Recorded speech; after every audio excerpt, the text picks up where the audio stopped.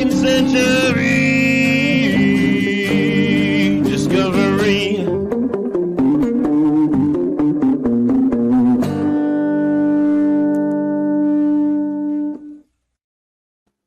Hello and good evening for this Thursday, April 4th, 2024, Star Trek Discovery Season 5, Episodes 1, Red Directive, and Episode 2, Under the Twin Moons, are over. But we're just getting started here on Live Long and Podcast for our live stream review here on Facebook, YouTube, and on Twitch. I'm Dave Mader, and I'm joined with a fabulous away team to break down this episode tonight and talk, well, 2 episodes actually, talk all about it. It has been 2 years since we've even talked about Discovery, over 2 years actually, since the last season. So we're going to break it all down. Starting us off, we have the man from Federation headquarters himself, the Lieutenant Junior Grade. We got Michael Chan with us. Hello, Michael. He's back. He's back from working with Admiral Vance, and he is ready to talk about the episode. Admiral Vance, the Admiral himself. Coming at us as well, we have Ashley Millard, the Quiz Admiral. The Quiz Admiral. Yeah, I'm also an Admiral. I would let Vance be a Badmiral with me for sure. All right. And with that said, we'll go to the man who might also be Badmiral with Admiral Vance. Is it Chris Worldmind Murphy? Howdy now. I got nothing. I got no quips. I'm stunned by all this glorious action that we're about to talk about here on Star Trek and all this. For a second, I thought you were Triple H. Oh, well, the game's about to begin. All of the glory, it said, without guys, spoilers ahoy. If you have not watched these 2 episodes, get the hell out of here and go watch them. What are you waiting for? And then come back. Spoiler alert. That's our spoiler alert, because we will be talking all about these 2 episodes, and then we'll probably speculate on what's to come. But we got 2 episodes to talk about, and I guess I always like to just kind of get first impressions off the bat from the panel. We'll start with Worldmind. How'd you feel about these first 2 episodes tonight? Well, there was some cool moments, but there was a lot of meh, and there was one particular storyline that I'm just like, why are we doing this again? Didn't we do this in season 2? I'm pretty certain we've done this in these conversations we've done. So I don't know. It was a mixed bag. A mixed bag. I find with Discovery they always start weird, awkward, and in sort of a weak way, but they always stick the landing to make it like good. So I kind of didn't expect much from these first 2 episodes, and although I did like the setup of what they're going for though. So right. Okay. Well, quick punch. Okay. Not super thrilled coming off the bat, but let's go to Ashley next. Ashley, how are you feeling about the start of season 5 here? I love them. I love both of them. I was absolutely enthralled with both episodes. Both episodes, no reservations, no issues. Small little things, but for the most part, I think that the 2 years off was great, and I think they did a good job of getting us back into it after those 2 years. Okay, and Michael, same question to you. I'm in the same boat as Ashley. I had so much fun. I really enjoyed the first 2 episodes. I admittedly only listened to the first episode, which is interesting because without the visuals, it allowed for me to kind of have to actually process the story differently.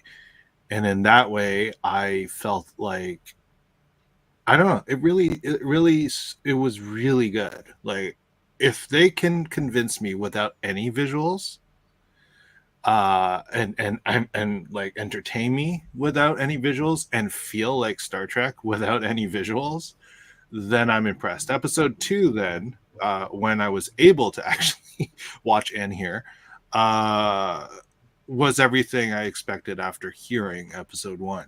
And it's just, I'm enjoying where they're going. I mean, obviously there will always be little things here and there, and that this is with every episode of Star Trek ever made. There will always be things that I'm like, but overall, super happy. Okay, and I say I'm probably myself a little closer to Murphy's point of view, where I'm sort of mixed on things. I think I did enjoy aspects of this, both of these episodes greatly. There are things I'm not so happy we're back doing again. In particular, a lot of the interpersonal drama between the characters, I think, is sort of where I'm stuck a little bit. Mainly Yes. the Book and Michael relationship. Mm. Yeah. I Um, agree. I'm not a big fan of the unnecessary breakup of Book and Michael, just to stick them back on the same ship for the rest of the season and have that like, will they, won't they, awkward, like they have, just let them have it. So what? In the whole, you didn't call either. You are both in a future where communication is a blink of an eye. Why didn't you communicate to each other? you're still Like, human, what- I guess. You're still, Yeah. I guess. Yeah. I get that. You're busy on the job. I get that too. But Dude, what happened last season though? Come on, man. Book Well, boy. yeah, he did try to, like, I don't know, do some pretty bad stuff, Book, and he kind of got community service, and now he's kind of working his way back Yeah. in. But I don't know if it's the community service that staled the relationship or whatnot, but I don't find them breaking up believable, really.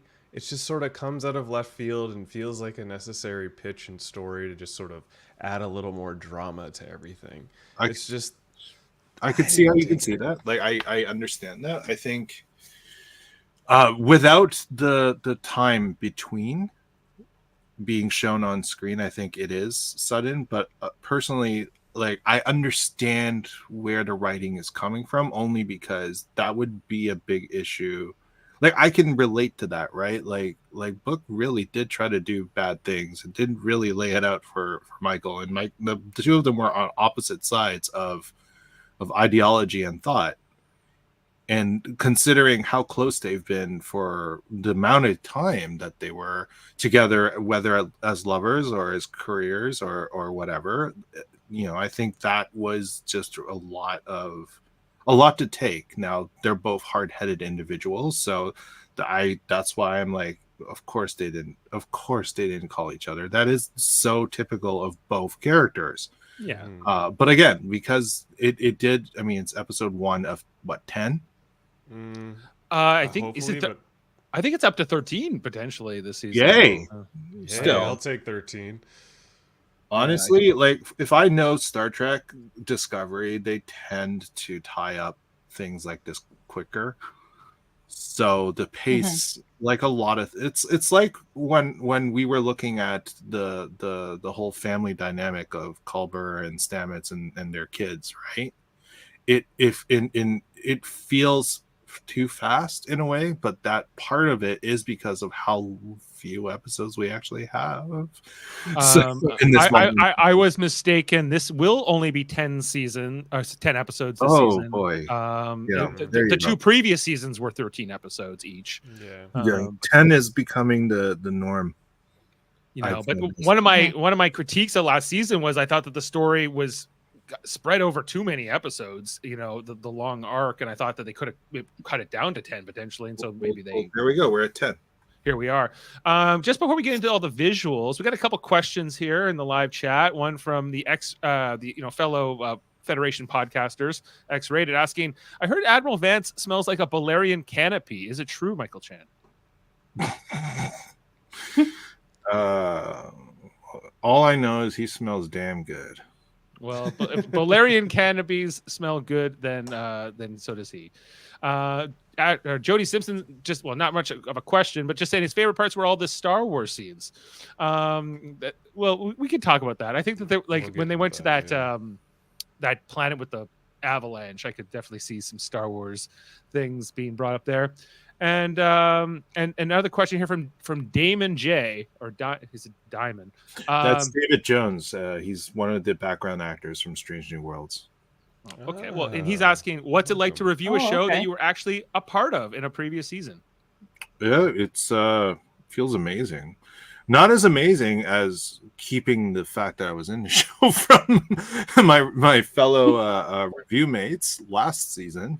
That was fun. Yeah, because last season we were watching it and we had no idea you were going to be on. Although you did give us kind of hints with your enthusiasm for the episode that day. So, and my continued wearing of yellow every single time. Like, right. There were the things I just don't. I don't read between lines as well. I know as others, it's meant for future viewings. Well, I'll say personally, I was just aching for a Lieutenant Chan in a scene in these episodes, and disappointed not to see a single one. So I'm fingers crossed, but who knows? I guess who knows. Yeah, like, hey, we'll see. Well, even if he was, he can't tell us. So, but with all that, let's get into the story. So we're going to start with Red Directive. Always like to run through the visuals and just the screenshots. I'm not going to go on the previously on. There was some what was kind of setting up this season. Not going to get into that. We're just going to talk about the plot line of this episode. So we start off with just a shot of space, and we see a ship at warp. And as we go into the warp field, we find out, well, hey, it's Michael Burnham on the hull of this ship in an EV suit. She is trying to do something. She's talking to Discovery, and she's on an adventure, guys. She's trying to get in there. First of all, I want to say that was one of the coolest visuals that Discovery has really introduced was like the imagery of the warp bubble running through space, and then they like pull into the like bubble itself and get like I thought that was an amazing shot. It did look cool. Really cool. I'm now seeing this for the first time. That was so cool. It sounded amazing. It sounded the visuals were even better. And then an interesting device, often used in TV. They go, okay, well, Michael Burnham's on the hull of the ship trying to get in, and what's happening? Well, let's go back 4 hours ago to Federation headquarters, a place you're familiar with, Michael Chan. Yes, I am. And we see here it's the crew of Discovery, Michael Burnham. We got Tilly, Stamets, Culber, and Blue. The character's name Blue. Is that's the real name. That's the actor name. The character. Help me out here, guys. What's this character's name? What's her name? I'm not sure what we're speaking. This about. one. What are you talking about? The Trill. Oh. Adira. Adira. That's it. Thank you. So, anyway, they're having a Federation cocktail. It was called the 2161, and it's been over 1,000 years since the founding of the Federation, since the time of Archer here, everyone. They're all in their fancy dress uniforms, going at those, You can get those in Toronto. Oh, the dress uniform? No, the drink. Those the drinks? drink. Have you not seen them before? Do they sell them at Off-World Bar? Yes, they do. They do. Oh. Yeah. Oh, okay. Do they come in those glasses? Unfortunately, no, but the glasses they do come in are amazing. Do they also stick their like finger those in your glasses. drink to pop the bubble?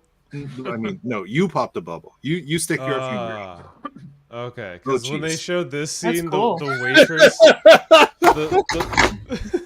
the person that brought this drinks just like sticks their fingers in everyone's drink real quick to like pop the bubble, and I was like, "Oh, it's Starfleet. Everyone's sanitized." Sanitary, yes, Yeah. they would. Yeah, it's right. so sanitary then.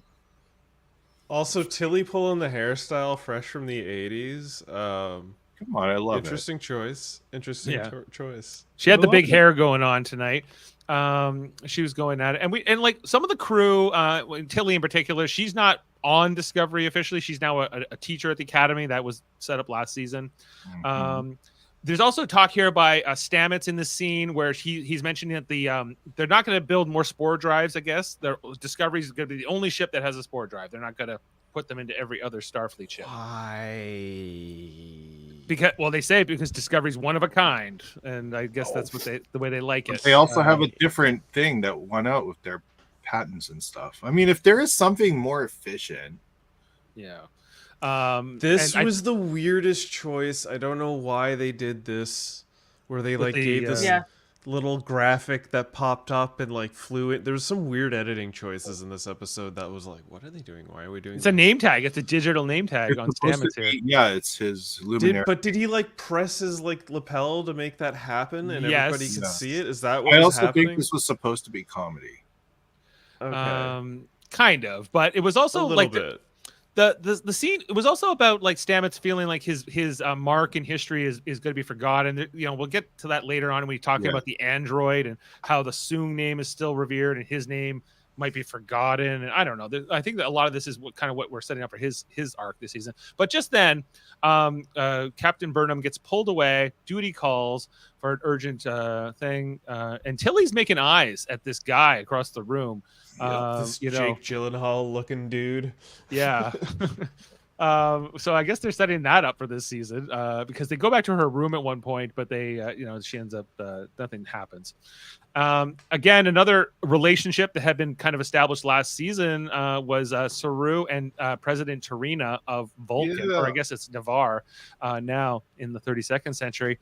They're going pretty strong, everybody. They're a good relationship. She was going to mind meld him, but we find out that he tells her that he's been offered a job as an ambassador for the Federation, and that he would have to leave Starfleet. And she's like, well, don't, but if I do, I can be closer to you, Tarina. And she goes, don't factor me into your decision making. You have to do the right thing for you. So we'll come back to that, I guess. See, when I look at that relationship, the only thing that runs through my mind is the same thing that runs through my mind when I look at two Stegosauruses. How do they have sex? Dude, come on. This is where your mind goes? They're old. They don't need. I don't know. Psychic sex? I don't know. Yeah, maybe psychic sex. I could buy that. I could buy that absolutely. If that's what like maybe that's why she went for the mind meld. He's exactly. Like, simmer down there. Yeah. Okay, all right, I'll get that. I can get behind that. I was just like the physicality of it. I'm like, does that even biologically? How does this? It's like if thinking of. Hey, there's lots of things you can do in the bedroom. I'm sure they're happy. Yeah, I'm sure they're happy. Absolutely. Just wait until she hits Ponfar, and then he might be the one in danger. So, it's... I mean, he's gonna shoot some spikes, and it's gonna be like, yeah, action. There's a reason they call him Action Saru. So this thing that's handed to Michael Burnham in the episode, this little figure 8 thing, which I guess is part of the Red Directive. It's a key. I believe this is a key that takes them to this infinity room. And I flipped my table. I was like, what is this? We just have what? We just have this now? We have infinite. We have they what was it? Mr. Poe's time room from Dragon Ball Z, basically. Sure. Like, is this like the cone of silence from Get Smart? It feels like it. It's supposed to be, from my understanding of it, essentially like it's like when you scramble a call, in our time, right? It's like, so it's a Black Ops device that puts you into, I guess, the closest thing for us to understand is a pocket universe, but really it's like the cone of silence. Yeah, it is a cone of silence, and no one can hear you, and it's secure. Right. And here we go into the Infinity Room, which is or the Matrix, or whatever construct you want to need call guns. I love it. Yeah. It's in the opening, eh? Yeah, it's pretty early in the it's before even the credits. Of course, we have David Cronenberg back as what's his character's name? Kovic. He's like this. I still don't even know what his job is exactly, but he's just the smoking guy from X-Files. That's basically his role. He's that guy. He's the smoky man. He's the man. Anyway. So Discovery's on a top secret mission. Kovic is going with them, and this is all happening. Of course, we only went back 4 hours, so the reception's over, and we're headed out to the mission because we have to go out to the edge of the Beta Quadrant to look for a Romulan ship, an 800-year-old Romulan ship, actually. And it's classified and top secret, and Kovic is not telling much about what this mission's about, but we need to go, and then we get to see this Romulan ship. Interesting that this ship showed up in this episode because this is the Romulan scout ship, as seen in Star Trek: The Next Generation, one of Davin's favorite all-time ships. I know because we ranked it in the Starship rankings, and this was I know one of his favorites. So we get to see that here in this episode. It looked great, I thought, and with the graphics, and we get to meet, I guess, our villains for the season. Trying to remember their names. Tron. Yeah, with their Tron helmets on. Oh, I love it. From Lock and Mole. Lock and Mole, that's their names. Oh, thank you. They show up in these helmets initially, but those Tron helmets do come off, pretty early in the scene. I love it. Sorry, Uh, I only listen. I have no idea what they look like. We get to meet our villains Locke and Mole. They don't say what species Locke is, but like when he takes the helmet off, he's a jelly man for like the majority of the transition until he's like, ugh. Yeah. Well, we can Correct. breathe. Yeah, but he's apparently a species the Federation's never seen before, so I don't know. It's be curious to see what he's about. But they seem like a Bonnie and Clyde kind of a pair, right? Like that's kind of who they are, and they're here looking for this device, and they're searching the ship for it. And they're bad guys, but they seem to like each other. They're in love with each other, and that's important. Anyway, did you also wonder how they had sex? I did not.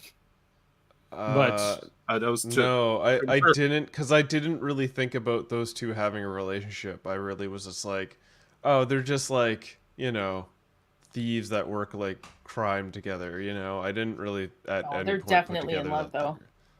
They were in love until like later on in the story when they pointed it out, and I was like, oh, I guess okay. So I haven't really had time to gel on that, but I guess she has time to gel on him, or he has time to gel on her. Because he's a jelly man. Maybe we'll get more answers around that, Murphy. I don't know. Anyway, so Michael Burnham and the crew, the away team, they're getting ready to go over to the other ship and try to get this thing. And she says phasers on stun, and Kovic says no phasers on stun. You can kill everybody over there. I don't care. This is too important. This is a red directive. By any means necessary. I'm like, you shouldn't have picked Michael Burnham. If you wanted this to be your directive, you should definitely have said somebody else. But anyway, or you want someone to obey orders, or not worry about she never does. I guess, yeah. Her hesitation was what she dropped the ball, literally. Right, and she even tells, even when she beams over later on, she says, "Phasers on stun to start, guys." Like, come on, like I know what Kovic said, but it doesn't matter. So then we get into the credits, but I guess Faith of the heart. Sorry, every time I see these credits, I think of Enterprise. No, I don't. But just wanted to note that we have a new cast member in Callum Keith Rennie, who's this new captain character that Raynor, who by the end of the second episode will be asked to become the new first officer of Discovery. He's from Battlestar Galactica, Canadian actor, and he's part of this main cast for this last season. Yeah, so, I recognize him from some old shows. I just can't remember what shows they were, but he was on like bad guys and stuff. Californication with David. Yes, he was on Californication. Oh my god, that's exactly where I remember him from. Thank you. You're welcome. Thank you. And there was a couple new visuals added to the credits this season. One was this infinity device that we kind of showed earlier. I maintain that's some sort of key. If you hold it, it brings you to the magic room. You see, it's got this little dot inside of it. No, I agree with you. There's like a little ball bearing in it that moves around. Yeah. And then the other thing we see is the ship of Locke and Maul, which we see quite a bit in the episode. It's included in the credits for the season. So I'm sure we're gonna be seeing them a lot. And so this first episode, written by Michelle Paradise, no surprise, as she's the showrunner for the last these 3 seasons, 3, 4, and 5. So she wrote this, and the old Ola Tunde. Yeah, Osu Sami. How do you say his name? Osu Sami. But he's directed more episodes of Discovery than anybody. And he's amazing. He's such a wonderful director to work with. He's like super easy to work with. He's really good to the cast, good to the crew, and I was so happy to see his name on here. Yeah, and he's on a lot of Strange New Worlds episodes too as a director. So he's been around. Okay, so getting into the episode, so it starts off here with Michael Burnham and I'm trying to remember their names, Owoshakan and Reese. Is that the 2 bridge officers? The yes. B team. Yes. Reese. Yeah, so they're on this mission with her. They got their tactical Starfleet vests on, their away team vests on. They're looking good. And they're looking for Locke and Maul here. They can't detect them right away, but they're looking around the ship. Eventually, they find the bedroom of this dead 800-year-old Romulan who's been, the scientist that was part of what they're here for in the first place. And it's then that they start looking around. I think that eventually they're Okay, they're I gotta raise one question about their suits. yeah. There's nothing that says tactical like glowing shoulders. Why do they have glowing shoulders? I assume those are the flashlights. Are they Yeah, meant to be flashlights? I don't think so. I think they're just meant to look futuristically cool. Yeah, it feels like they're just meant But to look it's dark Tron-y in and there. futuristic. I mean, that's fair. I think that's why they have glowing shoulders, because it is dark in there. I don't know. I think it's felt just like it's just an odd accent. choice. Yeah. I don't mind them, honestly, like as a uniform. Did although they do this in previous seasons though? Like I don't remember Yeah. the glowing shoulder. Did they? I don't specifically remember the glowing shoulder, but this outfit has been used for the last 3 seasons. Yeah, I recognize like the away mission battle outfit, but the shoulder seemed like a new touch. Yeah, it's okay. I just, like I said, I thought they were used for light because it's genuinely dark in there. A lot. I think it's also just to see the outline of the person. But you're right, Murphy. Tactically sound you don't want to be seen. So it's kind of but it's okay. It's the future. And I'm sure they can turn it off if they need to. Yeah. If they need to be a little more stealth, they'd be able to turn them off. I would hope. Yeah.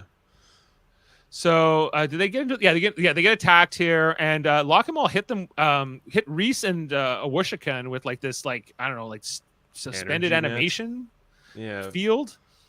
They just narrowly miss Michael Burnham here, so she's not caught in this little like whatever it is energy field. So she goes after them, and this is my favorite thing is that she took the phaser. She takes her phaser, her hand phaser, and she's able to turn it into a phaser rifle. By like, Wasn't that your favorite thing? You were It's into one of them. this? I love it. Dave loves a phaser rifle. I like when you can turn things into other things as well. I like a good phaser rifle, and I was just so blown away. I was like, wait, did she just turn her phaser into a phaser rifle? And it's just That was just badass. I was so confused about the mechanics of how it worked, and I wanted to know more. It's programmable matter. Oh, right. They have that whole jazz. The future. Right. Yeah. Right. I forgot Well, about I mean, programmable we matter. already know that their phasers are actually just a little button thingy, right? Like right Right. here. Yeah. And so that transforms into a phaser into their hand. It makes complete sense for this era for the Yeah. to be able to So do this. for it to then change, it would take more power, but to be able to change into that makes sense to me. Yeah. So I like that. So then she starts shooting at them with the phaser, the modified phaser rifle. And then this what's his name? Locke. He throws this device. Basically, he blows a hole in the ship. Because it's like a little black hole, like trip mine. Like it literally, when it exploded, it turns into a black hole and then eats a hole into the ship, like right to space. Right, and this is where he throws it because she's trying to get that puzzle box, the Romulan puzzle box, but that's not going to happen. As we see it explodes, and this is the other thing I really enjoyed is she gets sucked out into space, and then her EV suit automatically activates around her. I was like, there's so many people who got sucked out into space in previous centuries that would have really liked this adaptation. And because this is also what happens in like the Star Trek Online video game. If you go into like an environment that you can't breathe, your suit will just activate automatically, that's handy. But you probably have to be wearing one of those chest pieces. So like if you're just walking in a ship regularly and got attacked and sucked out into space and you didn't have that on, you probably would just I think you have to be wearing the tactical outfit, and maybe that's why they light up because they have to become an EV. That's a good point. Actually, that makes sense as to why you might want to add some lights to a suit. Like, okay, all right, I rescind my. So anyway, then Michael Burnham is out there in space in her suit, but she sees the Lock 'em All ship, and she's able to somehow like attach herself to it with her magnetic boots, and then that's kind of where magnets. This catches up to where we started off to start off the episode with her inside the warp bubble of this ship, trying to get inside. So we kind of caught up to the teaser. And like she's asking for the ship, and then I guess this other ship shows up, the Antares, right? I think that's the name of it. Yes, it's Captain Rayner's ship. Captain Rayner's ship. I gotta tell you guys though, I really hate these detached nacelles of this new era. I don't know. I have no problems with it. It's vibing with it. ugh. I just like anyway. I don't know. I'm not gonna get into it. How does it make better than the sense? other one, so. How do they stay connected going through such high speeds? Like- Even through what? Well, like later on when they crashed the ship on the planet, I'm like, you could have left the nacelles in orbit. Like you didn't need to bring them down with you. But whatever. That scene. I think they're made my supposed to head be scratch. needed. Regardless, I like the look of that ship. Like, because if you remember last season, basically all the ships are like these white, smooth things, right? Yeah. Or either they're like round or they're like just very flat. This one is like almost like Discovery in that it's like a combo of old and new looking stuff. And Apparently, this was a discarded Discovery concept that this ship is based on. I didn't know. I love it. I love this ship. Yeah. And I don't mind the profile. I like the saucer and things like that. But anyway, so there's this whole fight between her and Rayner as they're meeting each other over the comm as he's helping to get the tractor beam on this ship. She's basically ordering him off because it's going to result in disaster, and he doesn't want to do it. And he's, this is kind of what we'll learn about him in this first episode, especially that he's more about the mission than he is maybe about like life or in terms of his priorities. He doesn't care, but Michael Burnham prioritizes differently in terms of how she goes with certain 30 things. years into service, he's a grizzled veteran and he doesn't want to look the other way. Right, and you're gonna let him get away. Compromise This is is a red losing. directive, Yeah. whereas Michael's not going to go that way. So anyway, but eventually they have to call it off, and Malak and Mal manage to get away. And because Michael was like, "Oh, don't worry about it. We'll follow them later." But then they mask their warp trail 30 ways. But before that, she gets launched into space, and then she's like flying here at the ship. And they're like, "Don't worry, we're gonna beam you over in a second." I mean, right before she hits the window, they beam her basically from the other side of the window inside the ship. And then she just kind of keeps going and sits down in her chair. But she's a little shocked. We showed that in our little intro video tonight. That was a cool sequence, though. But It was a cool sequence. Like, it was very interesting. And I just kept thinking to myself, like, how strong are those magnets to hold her onto a ship going at beyond light speed? Like, how do they manage this? This is amazing technology. I would assume that it's not just magnetism, but like because of the adaptive material, it might have melded into the actual hull. and she's inside the warp field. Technically, she's kind of contained within that. Yeah, as long that as she's too. able to tether to it. So, So everyone's kind of like looking at Michael, like, "Are you okay?" But she's not missing a beat. And then we get to actually see Captain Rayner for the first time as he calls over, basically to yell at Michael Burnham for letting them get away. And kind of just expressing his displeasure with the whole situation. So basically the technology they're communicating with, that's the technology O'Brien created, right? The holo communicator, yeah.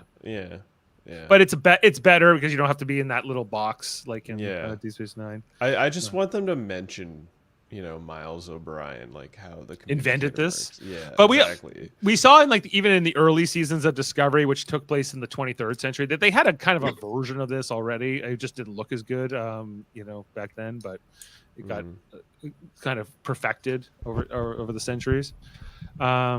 Anyway, so what is this? We go back to Federation. Oh, we need somebody who can help us track down Locke and Maul now that they've gotten away. Let's go. So this leads Michael to get reunited here with Book, and Book, who's he's helping to help the refugees who were displaced by the whole dark matter phenomenon in the last season. But did they actually break up? Am I forgetting this, or it's been 2 years? I think they broke up. They broke up. Okay. So there's some weirdness here. They definitely haven't spoken in a while. Yeah. So they're not feeling like they're kind of off, at least at the moment, in terms of their relationship. And there's some awkwardness here as he's back here to help them track down the thieves, Lack and Maul. You can see like some of those visuals there. So we know Maul's human, and he's like an alien of unknown things, but they have multiple criminal accounts against them, including assault, armed robbery, suspected manslaughter, piracy, interstellar, sabotage, I'm getting old. Oh, I have to read like this. extortion. Wow. Oh, I'm reading it for you. Don't worry. Thank you. So, yeah. So anyway, they're here on Discovery along with Admiral Vance and Kovich and Captain Rayner and Book, and they're all kind of trying to track where to go. But Book's just like, well, it's process of elimination. Like if you have this item, you can only go to so many dealers for this 24th century thing, and you can only there's only so many options, right? So they narrow it down to basically one place, which is where we'll head in this episode. Kumau, I guess, is the name of the world. Mm-hmm. So that all kind of goes. Captain Rayner is ordered to go with Captain Burnham by Admiral Vance and told to work together. And he doesn't like it too much because he doesn't like playing with others, but they kind of agree. He doesn't have a choice. And then we get a conversation after everyone leaves between Saru and Burnham, where she talks to him about the fact that he's leaving as first officer. He's going to leave Starfleet, go become the ambassador, etc., etc. And whatever. So I don't know. What's your guys' idea or thoughts on them choosing to, I guess, take Saru off of Discovery here? Oh, coming in and joining us. Oh, hey. Hey, Hey guys, how are you? good. Good. Greetings from Fort McMurray. You're in the Alta, eh? I just got here. I haven't watched the show. I just wanted to say hello to you all. And Michael, I haven't seen you for such a long time. Hello. It's been too long. Yeah. Ashley and Dave, I see, but I don't see. So I just wanted to come and say I'm dying to watch. I'm going to probably do that tonight, but I hope you guys enjoyed it. And like I said, I'm hoping to get in and see you next week. Okay, well, yeah, we won't spoil anything for you here. We'll let you. It's 2 episodes, by the way. Yeah. I saw your chat on that, so I'll get into it tonight. Right, and so we're in the first act, I'd say, or the second act of the first episode at this moment. So, all right. Well, since I don't have anything to add other than my greetings and hope you guys are all doing well, I will talk to you later. But have a great show, and I'll see you next week. Okay. All right. Thanks, Adam. We'll see you next week. Okay. Bye-bye. Take Bye. care. Safe travels. All right. Well, let's get back into it. So where were we? Okay. So then we get the whole scene here with Tilly and her Jake Gyllenhaal guy, where she's talking about. I guess they're both teachers at the academy, maybe, and they're talking about that. And she's a little intoxicated on Endorian champagne, and so there's some flirtiness going on here. They're both pretty awkward, and I think it's adorable. It is very adorable. Right? Yeah. This was maybe the one romance I didn't mind in these 2 episodes. So I think they've written a good person for her to be interested in, because he's just as sort of nerdy and awkward as she is. Right. Yeah, it's an interesting pair, but they seem to have a chemistry. And she's, obviously her faces are very telling. Her expressions very telling. And she's funny at times. She's like, coffee, hot, no. Michael calls him. She's like, Michael. Oh, you're using your serious voice, Michael. Okay, I'll get, because basically Michael Burnham wants to know what this top secret mission is. Can you hack into the system for me, Tilly? Which, of course, Tilly's all for it. So then Discovery is on the hunt there for Locke and Maul at this planet that they think that they're at. So I would say that this was, I did have that thought that this is very Tatooine-esque, the planet as it's Star Wars. I don't necessarily have a problem with things being like Star Wars and Star Wars things being like Star Trek. They both take place in space. It's pretty. I can tell where they shot this too. Oh yeah. The back is the screen wall. Yeah. And then all of this. The city is a screen wall, and then everyone here. Actually, the floor is a green screen, and then all the mechanical stuff that's practical. So I actually I have been very happy that they were able to, that we in Toronto actually have our own screen wall, similar to what Mandalorian uses, because of how much larger and more populated we can actually make our scenery look. And I think this looks amazing. Like, sorry, I'm just seeing it for the first time. This looks incredible. Yeah, no, the visuals were very good. You know, I don't have a problem looking like Star Wars or what. I don't care. This looks great. I don't care either, but you know, I don't know. Like I even Ashley, you've even said that like things in Star Trek Prodigy feel too Star Wars to you. Yeah, Prodigy just it makes me want it. It feels like Star Wars cartoons to me. Like every time I'm watching it, I think someone's going to pull out a lightsaber any minute. I don't feel that this was Star Warsy, not nearly as much as Prodigy is. Okay. All right. I didn't feel like it was Star Warsy until like a little later in this scene when they get on the sand speeders? Sand speeders. And there's sand speeders. Oh, yeah. Things like that. But I sure. It's a desert planet. System failure. I'm back. Yeah. Anyway, well, Locke and Maul, they're on their way here to this dealer. So we catch up with them, and we meet this guy who we're told his name was Fred. He turns out to be a Soong-type android. It looks so cool. Sorry. The best data this guy was the that's best. not data ever. That's amazing. Look at that. It's Mark Zuckerberg. It's it's like Data and Benedict Cumberbatch had a synth child, and it turned out to be this guy. Way better than I thought it would be. Well, Fred was amazing. Fred was played by J. Adam Brown, a Canadian actor from Kingston. You know, and he was good. Like, where did they find this guy? Who is this guy? He's amazing. Put him in all the Star Trek. He did a great job of it.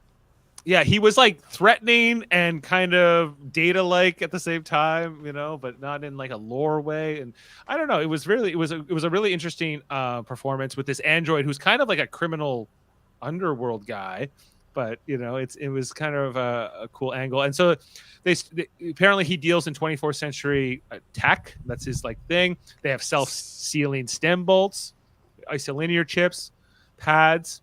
And of course, this Romulan puzzle box, which apparently is the biggest thing. And he's like, I haven't seen one of these in 600 years or something. And he's able to open it. Data Cumberbatch. Yeah, the Data Cumberbatch. Oh, that looks so cool. It was cool to see it. And so he solves the puzzle box for them, and he's able to open it. Which then, when I was watching this, I was like, Data Ex Machina. Yeah. I'm like right now thinking about a Hellraiser. No, good point. So there's a book inside. It turns out to be this book from this Romulan scientist. And so Fred starts looking through it, you know, very Data-like, very fast through the pages and memorizing it all. We see the symbol that will become important, I guess, for this season and this particular mystery that they're telling this season. And then Fred offers 3 bars of latinum for this whole thing, which I know, even in the 24th century, that's a lowball offer. Yeah, that's a huge lowball offer. You know, but they don't like it. 30 would be more approval. So even though Fred has these bodyguards, the fight turns bad. And okay, this whole scene, I hated this scene. This was the clumsiest, goofiest fight I've ever witnessed in Star Trek, and I watched TNG. I was confused by it because they take their weapons when they came in, and then they got their guns back. I don't know, like even the imposing ninja like bodyguards just kind of like stood back. Like the action was like shot kind of awkward, not that interesting, and it was like, what is happening here? Are they really just showing all of this? I felt this scene would have been better if they were just like, no, that's not a great deal, and then they just cut back to like Michael and Book and them running through the streets, and then they come to this and discover it, and it's all chaotic, and he's down, instead of showing this. Yeah, I guess you're right. Maybe that would have been a better scene. choice, because I don't know if we needed the lack of action here. Yeah, and I was like, confused. Sorry. For a centuries old android, he was too frightened during the scene. and just stood back and watched it happen. Like, he should have done a, jump over the desk, knock him out like Data would have done. Yeah, Right. it was buffoonish. What I Yeah. heard, since I couldn't see what was happening, the only thing that surprised me was that he died, because knowing Data, obviously I don't know how much fighting programming this guy has, but like, he's supposed to be stronger, faster. He's Right. Exactly. And for him to, trained bodyguards to be defeated by these two. Sure, it says that they're really good at what they do, but dude, he's an android. So He's that's an the only android. thing I was. I Very thought it was a little too easy for them, to take down this Yeah. whole room, in my opinion. But I guess this is to establish that they're even bigger badasses or something. I don't know.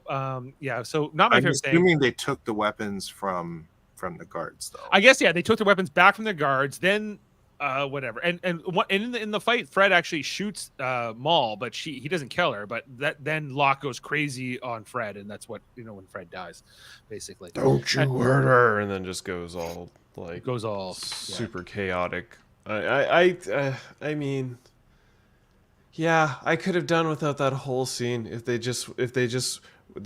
cut to the moment where Locke said his line, where it's like, I don't even quite remember what he said, but it was a cool-ish line, and he's like, yeah, that's not going to work for us, and then he like jumps back and pulls off his Batman moves. If they had just cut it and went to those guys running through the street, it would have played way better, and I would have been like, oh, these guys are really badass because they just took out a synthoid and like these two bodyguards. How did they do that? And that would have added a little more mystery to their characters. Instead, I kind of got like this, what are we watching? Why did that happen?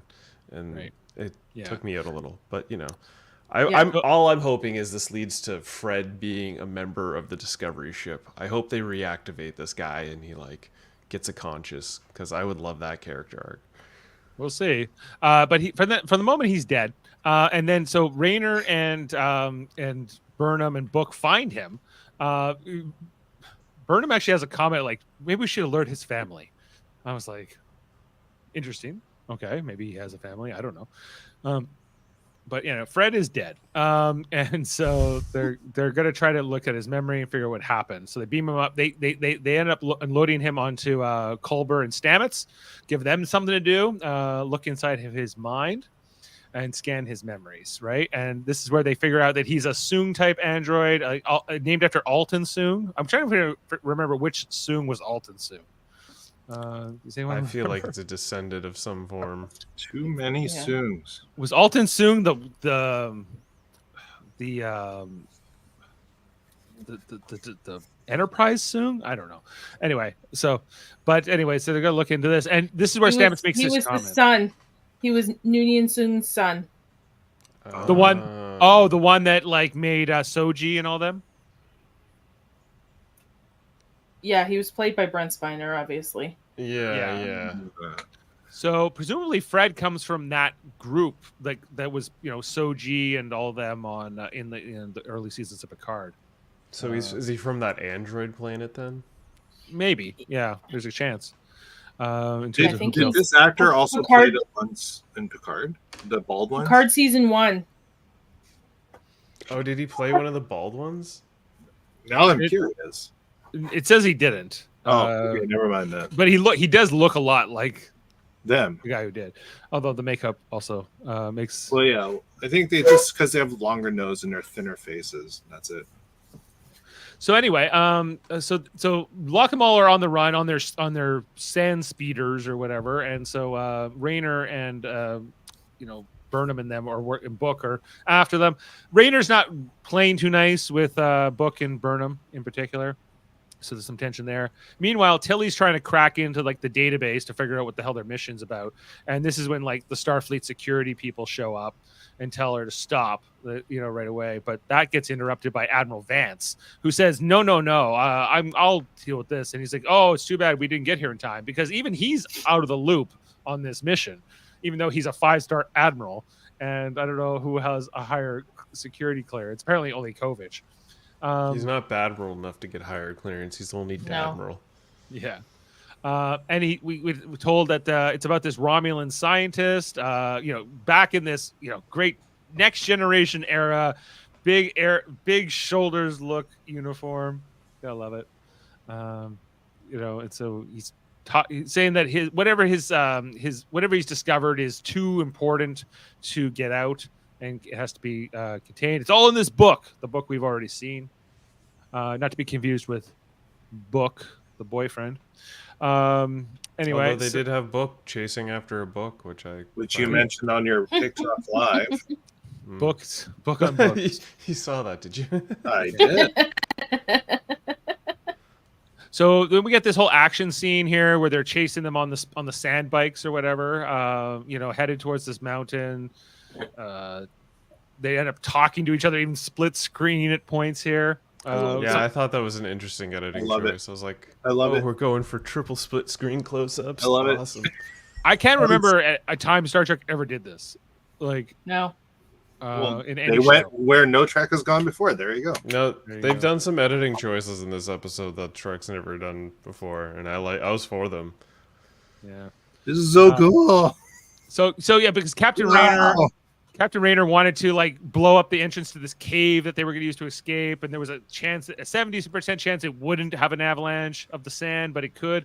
And then but it ends up Lock 'em all end up triggering the avalanche anyway because they were inspired by his idea. Yeah. I was watching this and I was like, why is this man doing this? Is he not thinking about protocol? Of course, no, he's not. And they in later time, it's all part of his character development. So at the first, this whole scene, I was just like, what? I was just why would he do this? And then they have to save it. And then it just got more ridiculous. And the scene just progressively got more ridiculous. And I was like, what is happening? We even see there was one part where they decide that they have to try to stop this sandblast, and they need his ship, the Antares, to help. And the Antares won't come help until Rayner says so, right? So his crew must have been loyal, not to say, okay, we're not deviating from the mission unless you say so. And eventually Rayner decides, okay, we can't, we have to save these people because they'll all die if we don't, Yeah, stop after this. he comes over the hill and he sees the town, and he's like, oh, right, my job is I work with the Federation. Okay, just come back. Yeah, he begrudgingly accepts that he has to save these people, right? So, and so I don't know. They come up with this solution. What I will say that they did quite a few times in both episodes was this idea of the problem solving, how to approach it scientifically. And I think that each time they did this in the two episodes, it worked well for me. I liked it. I agree with you on that. There's a lot more scientific problem solving in these two episodes than we normally see. And it made sense. In some of the previous seasons, sometimes they give me a bunch of technobabble that means nothing, but this one was not that. They've done a good job this time. Go, Michelle. Yeah, it worked well. And so anyway, they come up with the plan that the two ships are going to come down here and basically This use was their a cool their shot. shields. This right? was a really cool shot with the ships coming in over the city like that. I was like, this is dope. And then they totally Deanna Troy the ships, and I was like, wait a minute. Can they do this? I didn't know we could just stoppy ultra ton over city size ships, and I was for it, but I was like, does this work? That's what it looks like. I like it. It's the future. It's the future. Again, those detached nacelles, leave them in orbit. Come on. But they needed the full weight of the detached nacelles that weren't actually attached to add. How can they can't have any weight if they're not attached? That's what I'm saying. What is that? How does this work? It's Where the does shield. this work? It's the shield. Yeah. It's the shield. Yeah, they're just the bringing size in of their the big shield. shield bubbles, but don't they have deflectors? Couldn't they have just shot deflectors down at the Potentially. surface and pushed it, flown over and deflector pushed it, as Didn't opposed say to they just were worried about exploding people. There was how would they concerns. explode the people if they were deflecting They just wanted to avalanche stop it back. completely. They didn't want to like they didn't want to torpedo it and phaser it, and I get that. My first initial thought was, okay, we'll just phaser some big trenches and make a moat, and all the avalanche will just fill it back in. But like, not enough time. So okay, so they're coming in with like blast shields, and they just stop it at the. And I'm like, okay, that's cool. I get that. But that's like, how do they just reverse it? They just turn on the beepers and beep, beep, beep. Like, is that what That's happens? exactly the scene we're missing. Yeah, That- we, never right. saw, we didn't see Beep, them having beep. to get that out of the earth Yeah. there. So anyway, Raynor's pissed because they got away, even though he saved it. Like, he does his whole when they hit their comm badges now, it's almost like it's reboot. Like, beep, beep, Yeah. reboot. Reboot. And they pop out here, and then That there's was this fun to do, man. there is a long, awkward scene here between Book and Burnham about their whatever. I don't know. This We didn't break up. We never really talked about it. Well, we didn't say the word. I think we're saying it now. Tear. Yeah. I was like, I don't Why? care. I don't care, Why? guys. Can we go? Why? Can we go What- find out what's what- going on? What reason for? I feel like you guys could work through this. You stop talking for a little bit. Sure, Yeah, but- you're good together. He betrayed her. He betrayed her in a really Yeah. bad way, and she Yeah. gets to And- work through some feelings about that. You can't Okay. just have someone betray you like that, and then you go, everything's fine. I agree with Ashley. I agree, but like it's I Do we like remember this stuff. why though? Like I didn't- can't really. the scene doesn't remember feel how or why he betrayed her. To be fair, necessary. Because he was, I mean, he went against everything. He lied to her and went against everything she was trying to do, and went bad in trying to help his brother Yeah, or friend or I whatever agree, she in should the last dump him. season. And Well, no, I mean his Yeah, entire species got blown up. yeah, like he watched his entire planet. He became Princess Leia, right? But And the then he went on solution- he went on a genocidal attack too. You know, Just like uh, Princess Leia.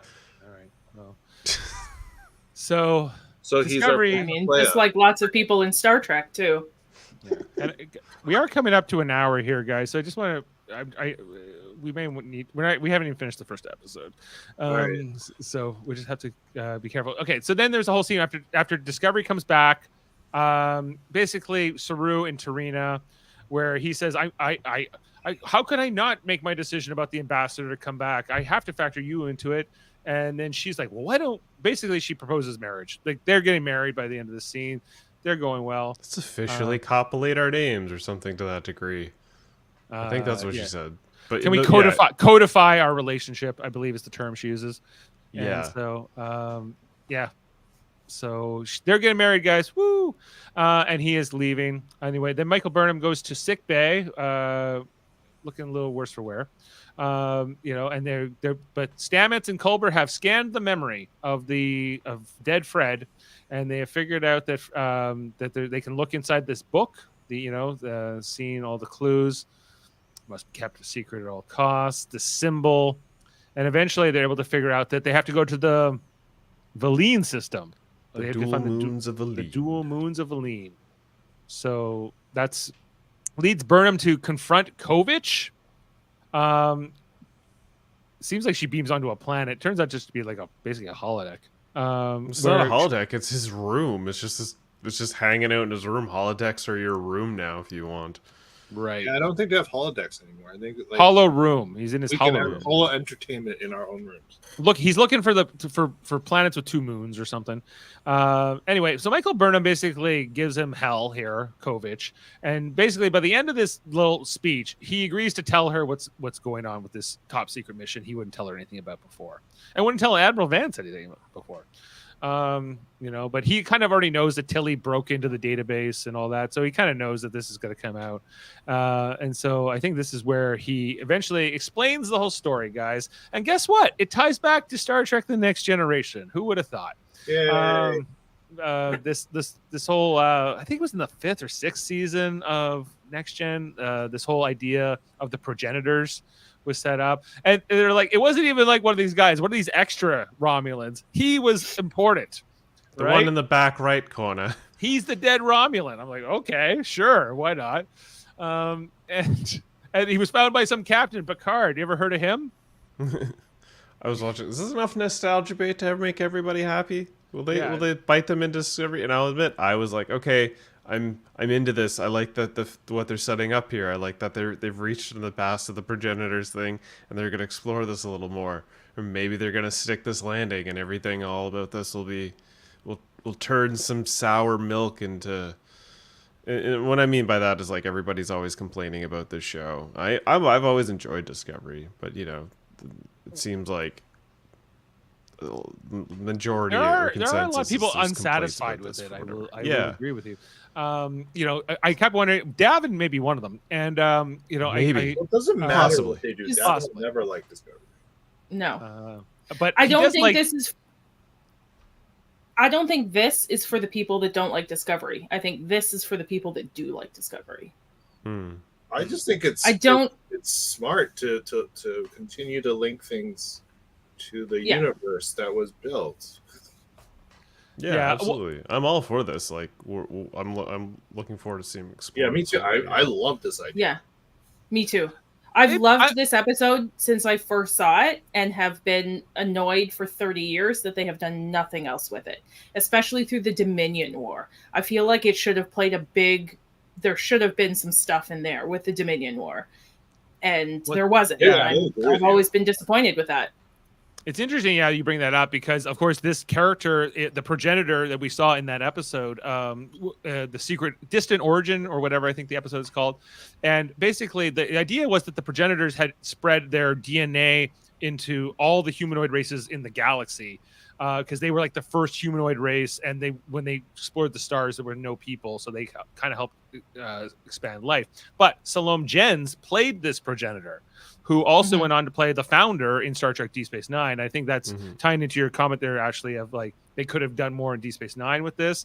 They could have maybe tied it in with the changelings, even that maybe the progenitors became the changelings, whatever, right? So, Well, Yeah. that actually kind of opens it up because I believe throughout this discussion, they start talking. Well, I guess it's not so much this discussion, but more or less when they get to Valine, that it seems like they might be touching upon some DS9 lore, you know? absolutely, you know, and Yeah. we're almost done our Deep Space Nine review here. What was my most recent founder quote from Salome Jens? We must not show weakness. That's right, founder. Anyway, for JP with Love was the episode was dedicated to, and then after that we got like a whole this season on Star Trek Discovery. Some of which we I would did see. not see any of that. I did not see that. No, I didn't watch this either. I skipped this. Oh, you Yeah, skipped I it? didn't even have the chance to skip I it. I don't- was just watching on Paramount, and it went to the next episode, so I didn't even know. there I was a thing like I this. was listening and didn't even know that existed because as soon as the episode ended, I turned it off. We didn't see anything too spoilery for sure. Like, you know, I guess Locke and Maul are going to get on to Discovery at some point. Gonna get on. Ooh. Gonna get it on. There's, Wait, I could don't you know. go back to that shot of Maul? This one? No, next shot. Sorry, Relic. Or Is that- President Rillick? No, I'm just seeing who's behind there. I know Oh. that guy. That's Oh, what I know. oh yeah, I do know him. Okay, keep going. Yeah, he was wearing your style uniform. Jet Reno was also shown, so we know she'll appear this season. Are they wearing new uniforms this season? By the way, it seems No. like it. No, they're the same. Nope, they're Okay. the same as last season. Culber, Jet Reno. I don't know. And whatever the symbol. Anyway, so there was just a little bit of a trailer after the first episode about what's coming up this season. Now, guys, we're getting into the second episode. I'll try to run through the screenshots as fast as I can. I know we've been here for about an hour. So it starts off here. This second episode titled It's a supersized episode. Under the Twin Moons was, starts off looking at space again. Michael Burnham looking out the window and learning more about the progenitors that was set up at the end of the previous episode. This is Saru comes in and he's like, "Oh, I've been looking into this." We also see that Discovery's getting cleaned up from the sand that they picked up. I like this touch. Okay, but if they had shields, why is there sand on the ship? Well, okay, they clearly landed still in the sand, right? That's the thing, right? Even though they pushed back the majority of the avalanche, But they the were shields still were still around the ship when they were in the sand. right. But and I get you, but when you saw that one shot where they were nose in, there was still like sand being kicked up because even though their shields took the brunt of the weight of the majority of the avalanche, they're still I not going to will. block all the fine grains of sand because they're landing with so much force that it's going to kick up and they're still going to like because they were still it wasn't a dome thing. Because they put Yeah. most of their power to their Mm, forward shields, which would You- open okay. their back so that the dust cloud will pop up and go over the shield. Is that the shot? Yeah, Yeah, well, that's a shot.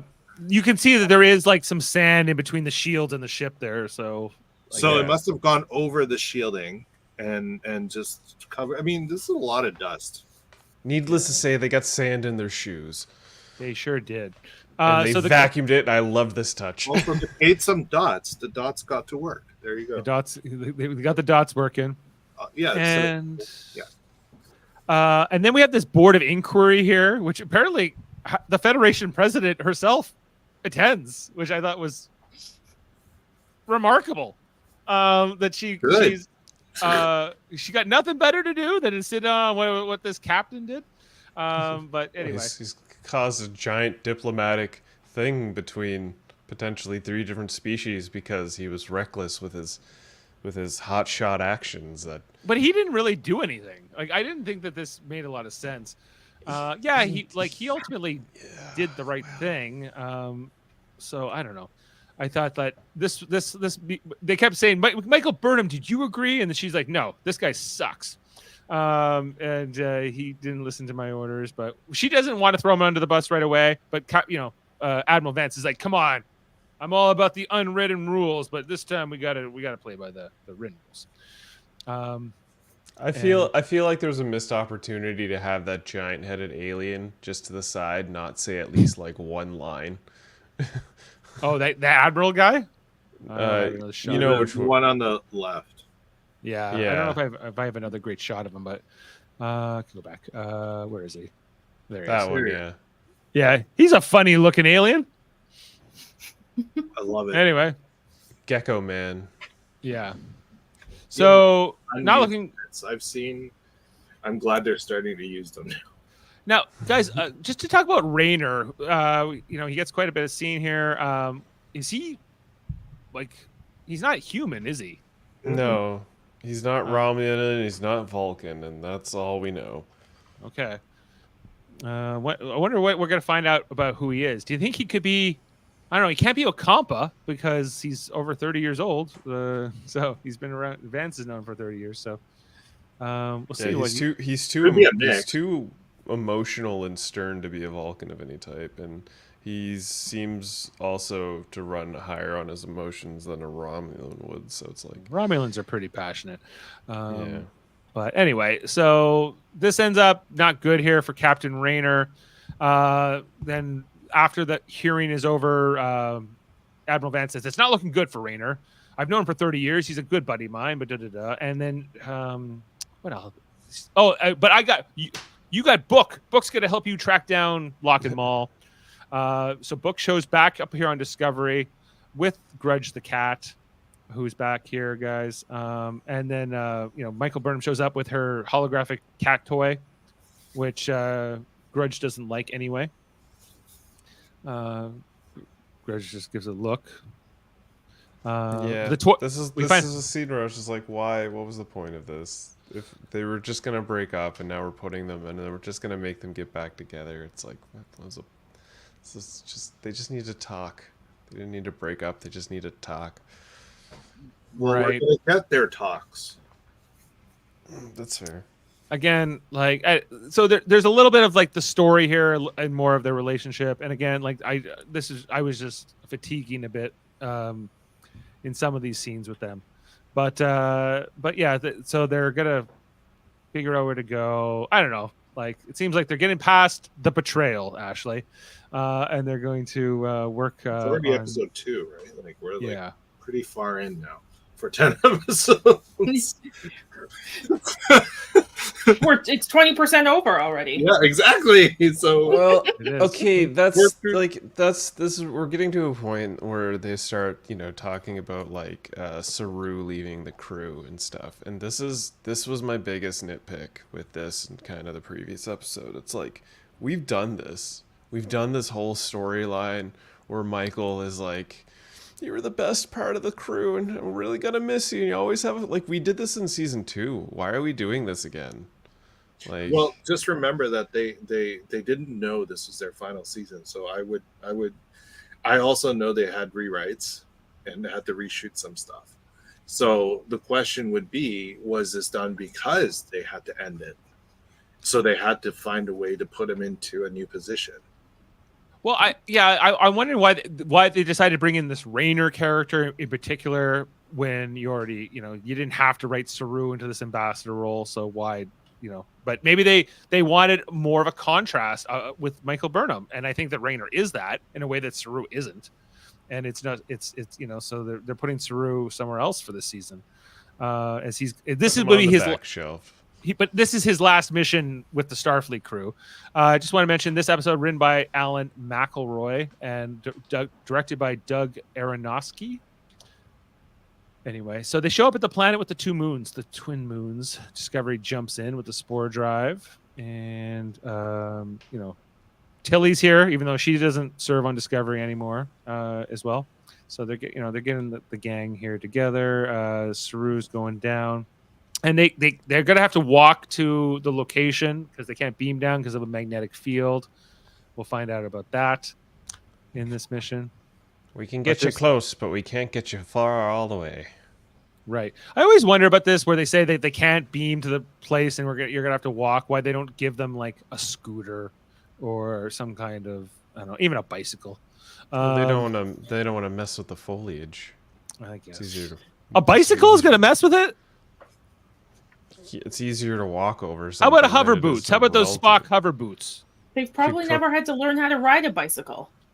Maybe That's maybe I have a point here, guys, and maybe you're just telling me excuses. I think that's what it sounds like. Anyway, so they beam down to the planet, and it's a cool looking view. I like it. I loved this. It's a cooler graveyard planet than they had in Futurama.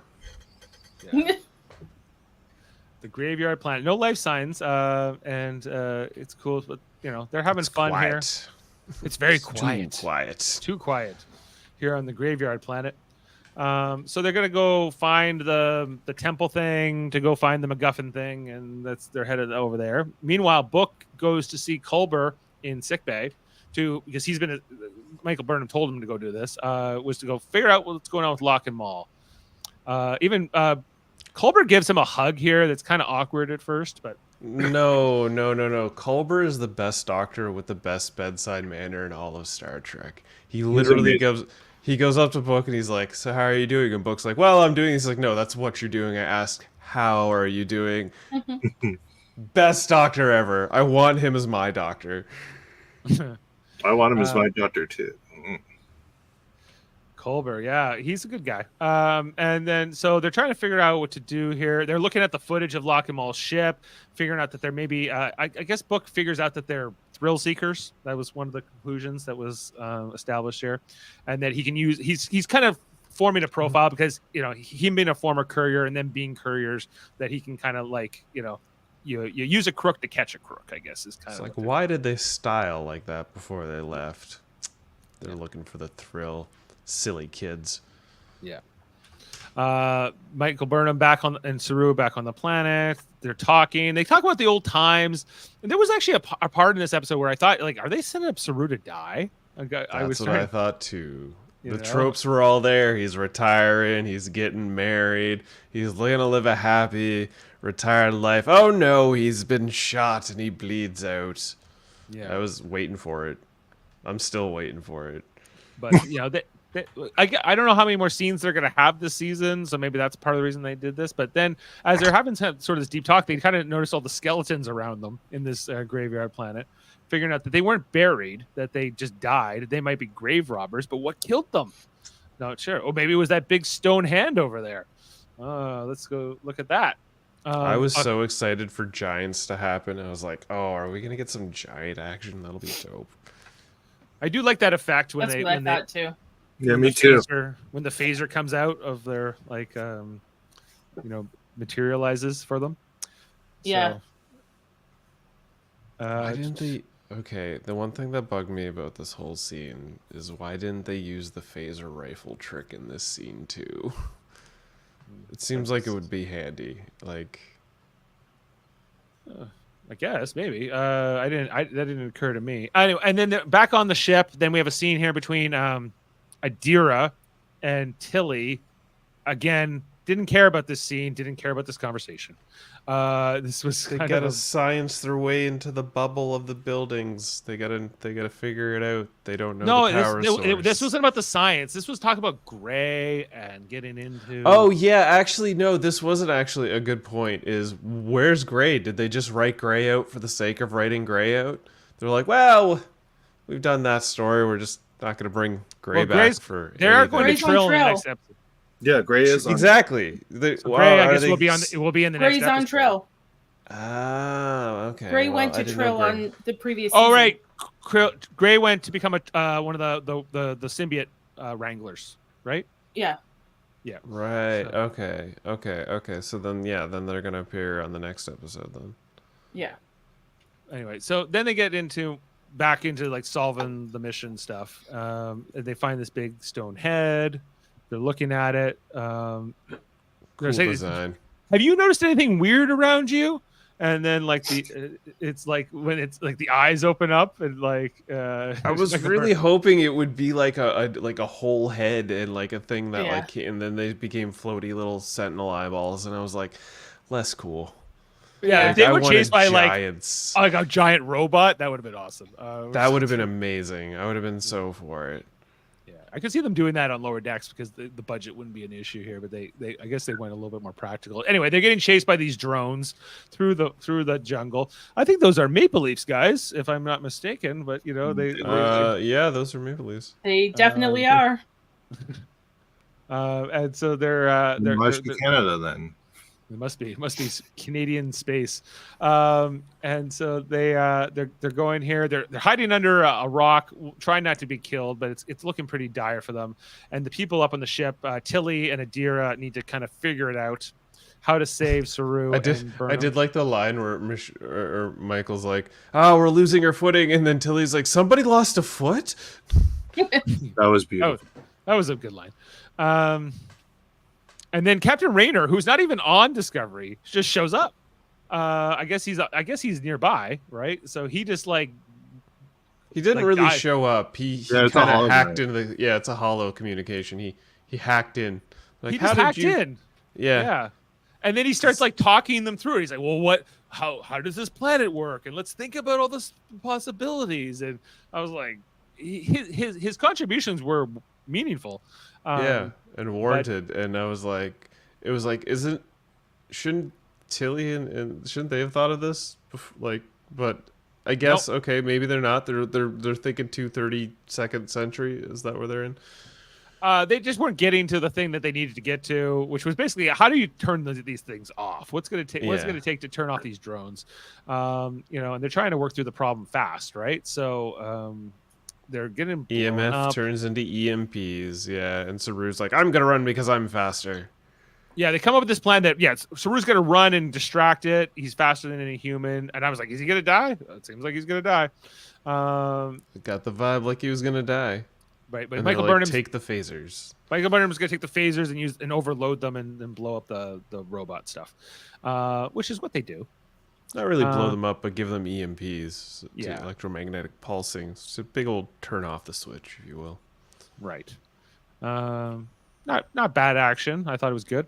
And then she's about to get attacked. I don't know. This goes on for a while, but it's not. The scene that that I didn't quite gel with was when Saru like is behind the rock and then he goes into action Saru mode and he pulls out the little neck spikes. Oh and yeah, his- that's right here. I have the shots right here. Yeah, how do these little thin needle like appendages take out these basketball-sized metallic spheres completely? Not clear. But I guess suspend disbelief on that one. Sure, we'll suspend disbelief on that one and let it happen because when he did it, 3 more came and just like faced him on the opposite side. Yeah, but so he he's bought now himself. out of spiky things because he has to regrow them. So maybe perhaps they're like spiky and partially explosive. No, they're not explosive. They're supposed to be poisonous or whatever. I don't It's basic- know. I don't know either. That's why I'm asking these questions. Well, It was weird. I'll agree with you. It Yeah. was a lot of I did feel like I'm like if it was one I could believe it because it would go through maybe the eye of it and then the circuitry inside, but he would have to. It means he would have to. Okay, so he's 2 flaps, so even 2 might work. 3 was too many. Yeah, see, I could handle like he caught up one and then it spiraled in the other and took them. Like, sure, whatever. But Unless 2 of them exploded and the third one exploded in a blast. Guys, I don't know if we're gonna solve this. Kelpian He's physiology. badass. Yeah, He's action. He's action Saru. X-Men moments. Let's just take it. Right. I guess it's his special power. Anyway, so Michael Burnham, after it's all over, Michael Burnham thinks Saru's dead, but he's not, and there's kind of a relief here. But he did get shot, and the light on his little shoulder pad was flickering. So just keep that in mind. What happened? Oh, and then they had new. I was like, oh, but you guys are gonna get rid of your phasers, but apparently they can just grow new phasers. I was like, that's handy. And that's what they do. Do they grow, or they just like time warp them from little pockets? I guess they come out of the programmable matter things or whatever. So I guess maybe you can have more than one in there, which is nice. So back on Discovery, we got Stamets and Culber and Book, and this is the scene where Book's like, "I got an idea. Let's just like call them or send them an email and pretend to be a buyer." Yeah, to Lock and Maul. We'll send them an email, everybody, and on the dark web. In the dark web. But first, Stamets has to throw everybody out of engineering. Everybody out. We've got to get on the dark web. We got to get on the dark web. We can't. Colbert and Stamets can see, but I guess no one else is allowed to see. So it looks like he's writing in Klingon too, on the thing. Anyway. So they get an answer, and then they end up having a hollow communication here with Lock and Maul with Book. And it turns out that by the end of this episode, we'll find out that there's a connection here between Maul and Book because they had the same courier trainer or whatever, or teacher. Courier daddy. So many daddies in this show. So many daddies. So many daddies in Star Trek. Yeah. I forgot there was more Burnham and Saru stuff here on the planet. This is where they found the tablet or whatever, the riddle to get to the next thing. And I was like, are we doing this like another scavenger hunt across 9 episodes or whatever? Like we back to that Red Angel thing where we got to go from this place to this place to this place to find something. And maybe I'm the only one who doesn't like that. But I love that. I don't mind it at all. I love it. I love that they're using their brains to solve problems. If they stick the landing, I'm all for it. But yeah, I don't know. It seems a little tried and tested at this point, where it's like, okay, it's a little tired feeling. I mean, yeah, he basically sees it because he has the ability to see like the UV, and they're like, well, let's shine a black light on it, and they discover the message. I gotta ask though, Michael, you might know this. Do you know if he's wearing contacts? Saru, Douglas Jones is wearing. He definitely contacts. is. I think those are contacts. I mean, yeah. when I bumped into him, he looked mostly like this. So yeah, because I was like, human legs. Either those I bet you those contacts probably hurt his eyes because they look like very large well, context. So okay, last season there was a Tellurite, right? Yeah. And Adrian Jones is the one who plays him, and I was there for the inserting and removal. It's very hard to get in and very hard to get out, and they have to like basically hydrate between every single shot, and they hurt like a bee and are very hard to see.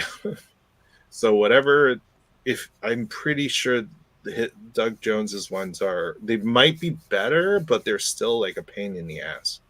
Yeah. There's just so much detail to them. Like they have to be contacts because they don't seem CGI. That would be a lot of Those work. are not CG. Those are contacts. I've always wondered because I've seen Adrian's ones. I'm like, how did Doug survive his? How did Geordie LaForge survive those other ones? His headband. His other one. When he took his headbands off, he had contacts. Yeah. Yeah, those big, thick, weight ones that he couldn't barely see through. Anyway, so after that call, we see here that Book call. I don't know. Book is thinks he figures out something with Maul. Oh, guys, it's hard to. Every time I do these 2 episodes, I'm like, I'm gonna explain this plot for like an hour and a half. So I'm just like, I get tired here by the end. It is a lot. It's a lot. Yeah, this is a lot. I could have done without both of these dropping in one day. Like I would have been perfectly fine catching this episode. There was no sign that there was going to be 2 in one day until this morning. Yeah. So, but it is what it is. Isn't that what they released at South by Southwest though? Potentially. I know this is the big thing now is when they drop a new show, you got to drop the first 2 episodes to really hook them in. You know, it's like, all right, I guess. Also lowers the amount of time though. Yeah, right. Get these, which sucks. Anyway, so Saru and Burnham, they figured out this little riddle puzzle thing, and then it was like a whole like Romulan family. If you know your family, if you know your enemies, go to the back door, and they move the statue. Right. Ooh, back door. Yeah, and they find the next piece of the puzzle, and it's a map and whatever, and anyway, but while they're getting this all going, the system's coming back online, and they're about to be attacked by more of these drone robots, which look very scary, by the way. This is one of my favorite shots in the show. Just the whole image here is cool. Yeah, that is beautiful. And they're like, we got to get out of here. And it's coming at them. And they just beam out just in the nick of time. But there was also that stuff that like Michael Burnham just like, we can't desecrate this area. We have to cover this up. And da-da-da-da-da. I'm like, Michael, I think you need to relax. It's part of her MO. So I know. But it's so preachy and sanctimonious sometimes. And I'm just like, okay. We'll move on. Anyway, so then that's why she has Raynor now. They're good. I'm hoping Raynor's gonna get her on track. I think they're gonna even each other out, and I think that's why she did this. Maybe that's what we need, because I don't think Saru is the right energy, you know. So he's an enabler. He's an enabler in the Michael Burnham stuff. Anyway, so they come up with the thing. They kind of figure out that the thing they already found and the thing that they brought back from the planet, they kind of fit together. And it's they're trying to make a map of a thing here or something or other. And it's going to lead to... It's a key. It's a key. It's totally a key. Yeah. It's a key. Well, yeah. And that's the mystery. They're going to get there. And so I guess it's a race to see who can assemble. But you can kind of see, like, I guess the 4 pieces and what they're all going to look like. Yeah, it's going to be some, like, 5-piece puzzle key, and then they got to stick it in something and probably turn on an engine, and all of a sudden the life engine's on, and oh no! I bet if you gave this problem to Reddit, they would solve it very fast. They would go, oh, it's this.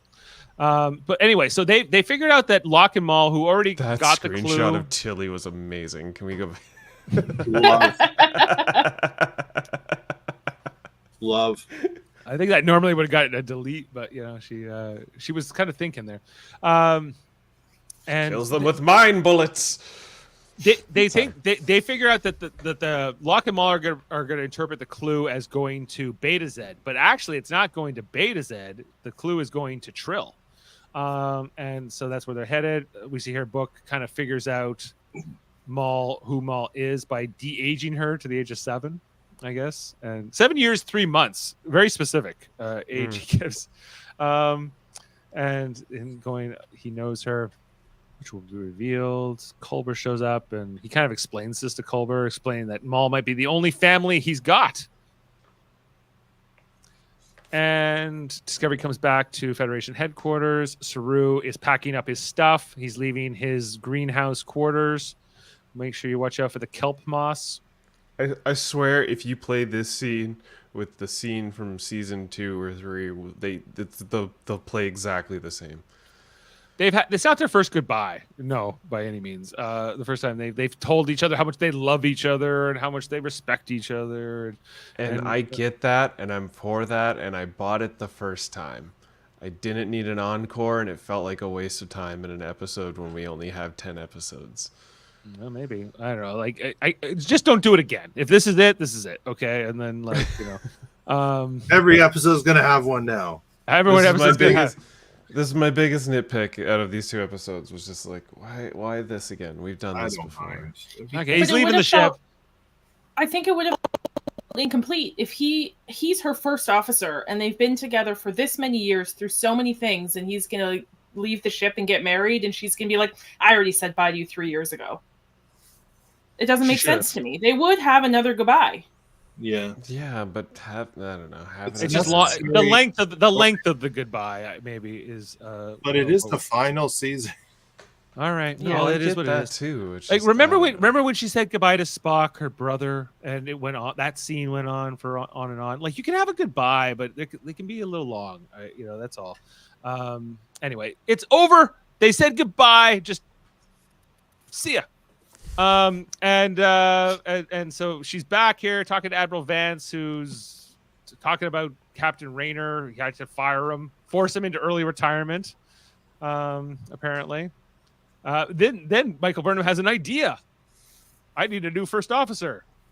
And she's not going to give the job to a Wushikan or any of those BT people on the bridge. So Saru suggested she give it to Book, and it's like, no, I don't see Book in a that made no sense. Uniform.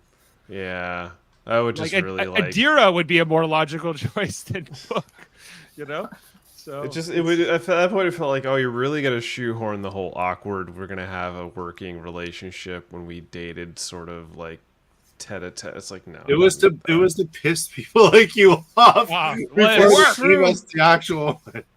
It's true. It was working. I was like, I don't want that. And then when they revealed him as gonna be the first officer, I was like, okay, I can get behind this. I'm down with this. So I want to know more about this guy. This last scene here between Captain Rayner and Captain Burnham, where they basically they talk about how he's out and how he didn't really fight for himself at the inquiry and whatever, and eventually she offers him the job of number 1. She's like, well, we're leaving at 8 a.m. tomorrow, offer stands till then, and he basically doesn't need to think about it for too long. He zips up his jacket and he's going back. So here we go. So I'm interested to see how these two work together moving forward. That's the end of the second episode. I'm gonna say one thing about Rayner and the last 2 episodes.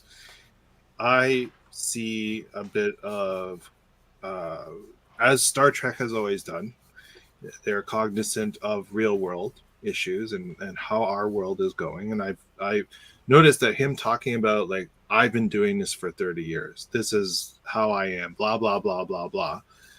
And even in that last scene, he's like, why didn't you say anything else? If you had other thoughts, why didn't you say, well, I'm already locked in. Whatever. Who cares? No one's going to listen. That's how I was like, wow. Oh, and President Rillick going, but the world is changing. The world is changing. Things are different now. You need to change. And I was like, that's how our world is right now. It's like, I felt very connected to all that stuff because I was like, yes, they're talking to us, the audience, and noting how people are locked into certain mindsets, and when the world. What do you mean by that? Like, what example are you? I'm just talking about. Okay, there's two things. One, I felt like for Star Trek fans, a lot of people, especially those who hate Discovery or hate quote unquote new Trek, they're always locked into the old Treks, right? From before. And the world has changed. Our world has changed. Everything, like, we live in a different time now. Like, I was having a discussion with someone, for example, who took exception to how things look now in the show. So, like, everything looked a certain way back in TNG and DS9 and Voyager. Why can't we just have it all look like that? I'm like, why would we, though? Why would we, with what we're capable of now? It's like saying, well, we want TNG, Voyager, and DS9 to look like the original series, like from the series.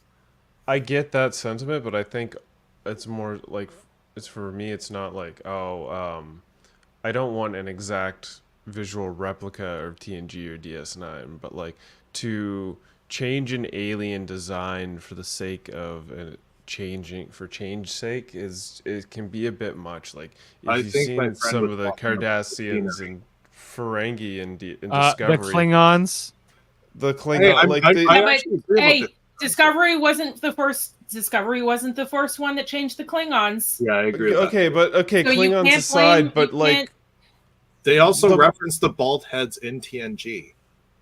Right, but the more so the what I was speaking roughly is like the Ferengi and the Cardassians, like they're more accented. Like there's a image right now going online about like a Cardassian with like longer hair and super like accented pointy forehead. That's a little more forgivable. But then there's like a Ferengi where the Ferengi's ears are like kind of pointed in certain portions. That is an old Ferengi, though. But have we ever seen any old Ferengis have like hard points to their ears? Almost so it looks like it's cut and also stuff. Been almost 1,000 years. That's a fair point.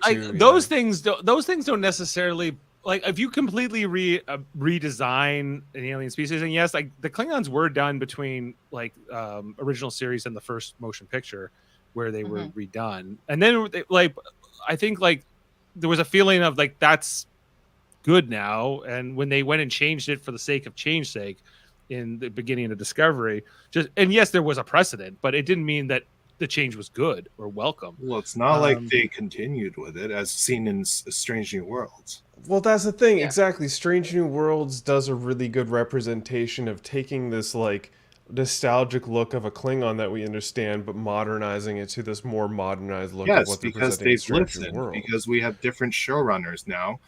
And we also remember Discovery, when it started, had 10 years with no Trek on TV. And they had an original idea that was basically thrown out, a showrunner that was thrown out, and then the network like breathing down their necks to make modernized things so that it was more palatable to now, which is why we had the first 2 seasons before we finally got Michelle Paradise at the helm.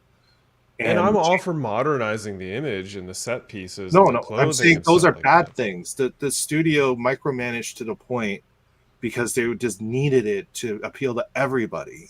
That the Klingons was a decision that I actually agree wasn't the best. I 100. Wasn't. Like, I know the precedent is there. Like, they took the lore, they went through the Bible that they have. It's a huge book. I've seen it, but I'm like, dude, it's like Rian Johnson with the episode 8 of Star Wars. Like, well, in this book about the Force, it says, Jedi can have projections, so that's why Luke did it. I'm like, but you don't have you didn't have. Anyways, it's a whole thing.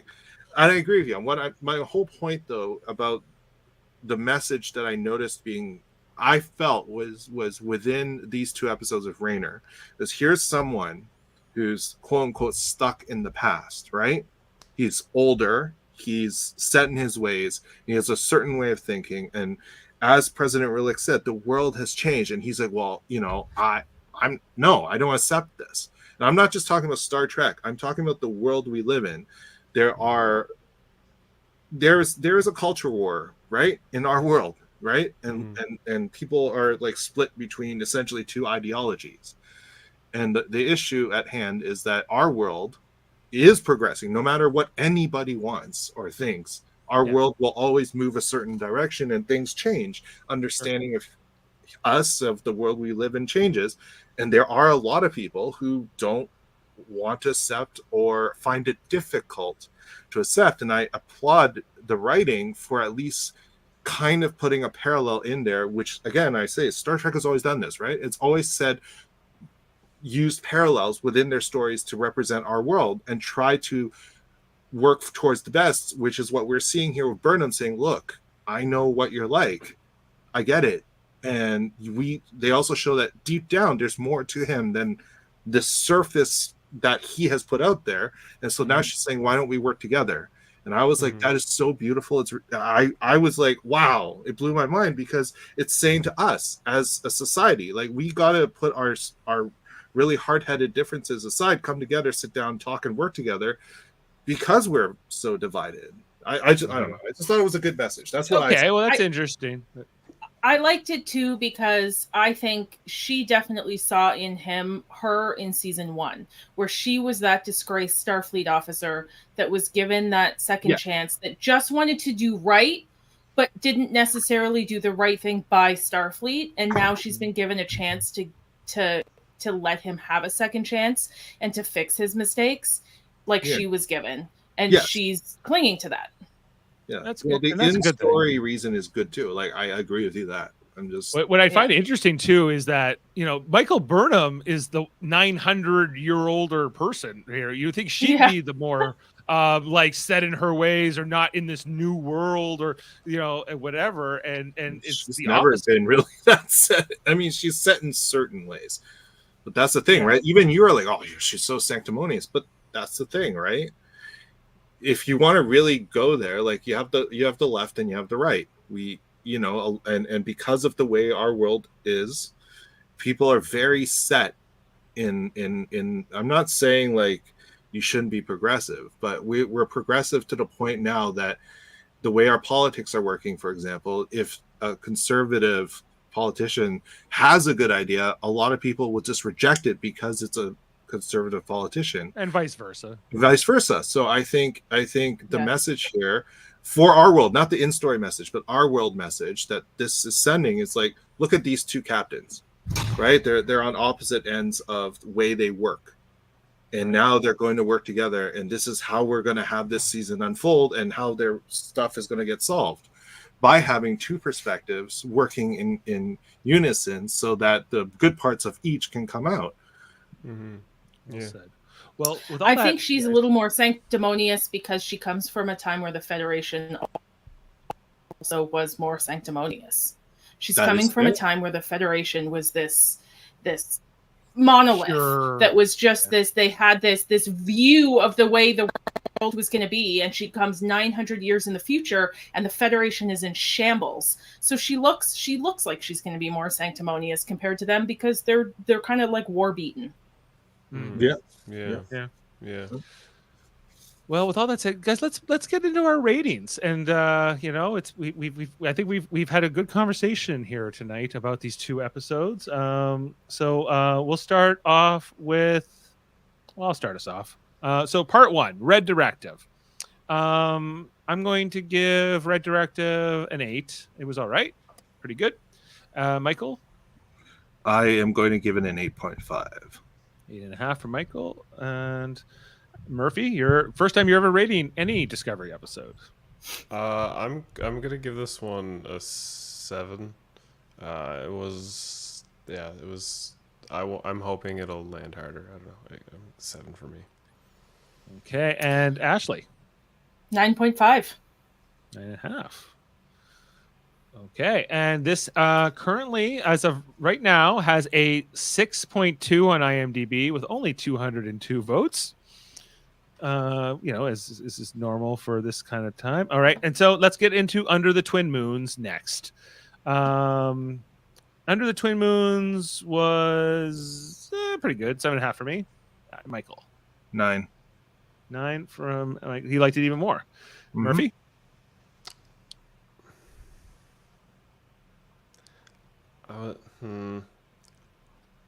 I'm gonna. Yeah, this is I'm gonna think about tough this. Ashley, you go ahead. I need to think about this for a second. I'm an 8.5 on this one. 8.5. Okay. So so for me and Ashley, our ratings went down for episode 2, but in Michael's case, I'm gonna give you it liked a part 6 2 and better. 5. I'm gonna give it 6.5. So Yeah. you and Michael, oh no, you're like us. So Michael's the only one who liked the second episode better than the first episode. Just slightly. It's Just slight. A 0.5 is slight for me. And so we're averaging close to an 8 in both cases. 8.3 for episode 1, 7.9 for episode 2. We'll see what Adam's ratings do and how that will sort of affect the overall. But they both have the same rating on IMDb, which is around 6.2. Discovery just seems to get much lower ratings compared to other Star Trek shows. So take that for what it is. So anyway, so episode 3, guys, is titled Janal. Sounds like a Trill thing. Yeah, maybe? I bet you that's a Trill thing or a person. Yeah. Trill person. Yeah, It's or a gonna be a- person. Yeah. Yeah, and just looking ahead to some of these other episodes this season, we got Face the Strange is episode 4. Mirrors, episode 5. I wonder, could that be a mirror universe thing? Yeah, I bet I you hope that's a it mirror is. universe. I hope it is. Episode 6 called Whistle Speak. Cool. Okay. Okay. Episode 7 called Ariga. Episode 8 is Labyrinths. 9 is Lagrange Point. And the finale titled Life Itself. Sweet. That makes sense. Well, I bet you 8 is makes when sense. that's going to be used.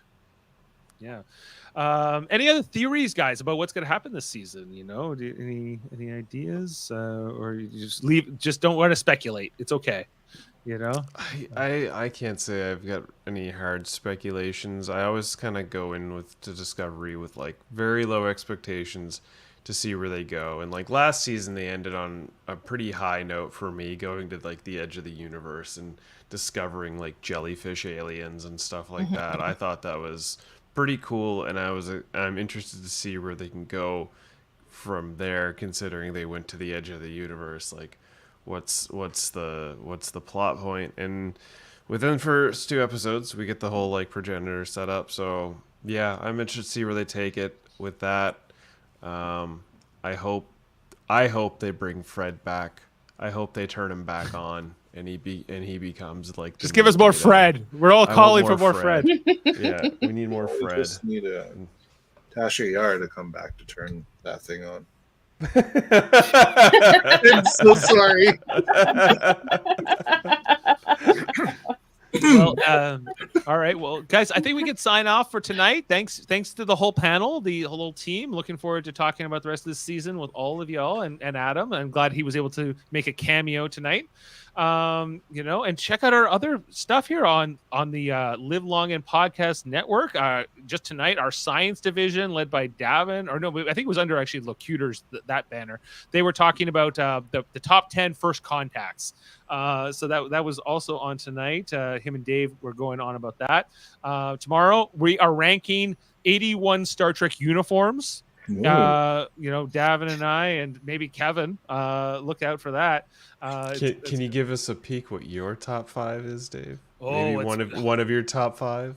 Well, one of my top 5 is probably the Voyager uniform, just like the color top one that they. Oh, it's also the Deep Space Nine uniform. I love the Monster Maroon, like the Wrath of Khan style uniform. It's still one of my all-time favorites. And I love the new Strange New Worlds design too. I think it's a great. Oh, yeah. That's a good uniform. one. Yeah, that's probably my favorite currently. So I got plenty. Deltas in the shirt. Yeah. Yeah. I like good. my thong. That's my number 1. Which was that? My thong. His Oh, your thong. thong. It's my Your number thong. 1 top pick Yeah, exactly. Well, you actually worn a Starfleet uniform, so Yes, you I have, we'll see how that one ranks in the whole division. So look out for that tomorrow. And then coming up Sunday night, guys, we are doing our next installment of Star Trek Radio Theater. We're doing Conundrum from Next Generation's 5th season. Michael Chan's the computer. Chris Murphy is some crewman. We got Ashley playing Commander Riker, and I'm seducing her as the Royal Laren. Yeah, you are. We're all lost our memories, and we got many others, including Adam Woodward, Jane Mader, newcomer Stephen Waters, and more. Look out for that this Sunday night, 9 p.m. I'm going to bring the fire. Bring the fire. Bring it all. Because I'm Ensign Kane. And then on, we're almost done our Deep Space Nine review. We got 6 episodes left. Every Monday night, you can check out Star Trek Deep Space Nine episode reviews. Kevin Millard and I, and sometimes Jody Simpson, often Adam Woodward, and the rest, Jaemeel Robinson, others, Jeff Bader sometimes. But that's a whole other story.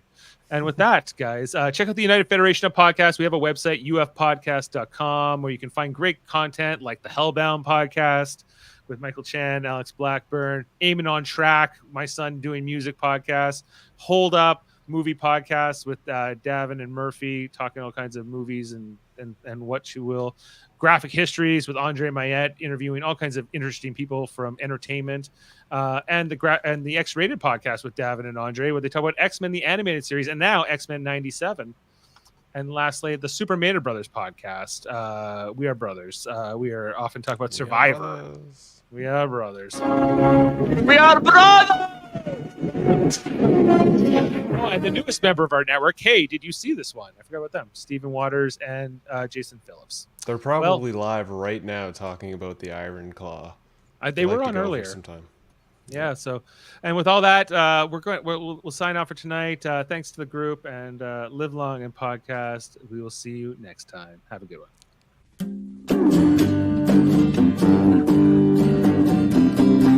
Disco Discovery. Season 5 review. Discovery. Season 5 review. Discovery. Starfleet in the 32nd century.